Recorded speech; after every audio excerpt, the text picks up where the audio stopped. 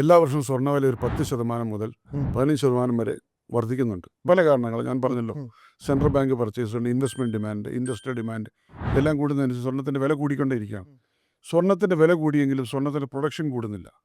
കഴിഞ്ഞ 30 വർഷത്തെ ഹിസ്റ്ററി എടുത്തു നോക്കിക്കഴിഞ്ഞാൽ ഇത്രയെല്ലാം വില കൂടിയിട്ടും, അതായത് 400% അല്ല 400 മടങ്ങ് വില കൂടിയിട്ടും സ്വർണ്ണത്തിന് 400 ടൈംസ് വില കൂടിയിട്ട് സ്വർണ്ണത്തിൻ്റെ ഉൽപ്പാദനം 2% മാത്രമാണ് കൂടി.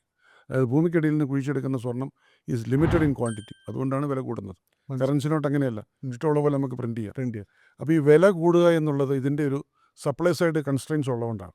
ഇതാണ് നമുക്ക് കിട്ടുന്ന ഏറ്റവും വലിയ ഗ്യാരണ്ടി. അതുകൊണ്ട് ഒരു ചെറുപ്പക്കാരൻ അല്ലെങ്കിൽ ആരെങ്കിലും ഒരാളെ ഇൻവെസ്റ്റ് ചെയ്യുമ്പോൾ ഞാൻ ഈ വാങ്ങിയ അസറ്റ് ക്ലാസ് പ്രോഡക്റ്റാണ്. ഈ അസറ്റിന് നാളെ വാങ്ങിച്ച വില ഏതായാലും കിട്ടും. ഇതുകൂടാതെ 13 to 15% അപ്രിസിയേഷൻ ഉണ്ടാകുമെന്ന് കരുതി ധൈര്യമായിട്ട് വാങ്ങിക്കാം. ചില വർഷങ്ങളിൽ, ഇപ്പം കഴിഞ്ഞ വർഷം നമുക്ക് 33%, ഇപ്പോഴത്തെ ഈ അടുത്ത ലേറ്റസ്റ്റിന് നോക്കുകയാണെങ്കിൽ 40%ഓളം വില വർദ്ധ. 2024 മുതൽ 25 വരെ സ്വർണ്ണത്തിന് 1 ലക്ഷം രൂപ മുടക്കിയ ഒരാൾക്ക് 1,40,000 രൂപ സ്വർണ്ണത്തിൽ നിന്ന് വിറ്റാ കിട്ടും.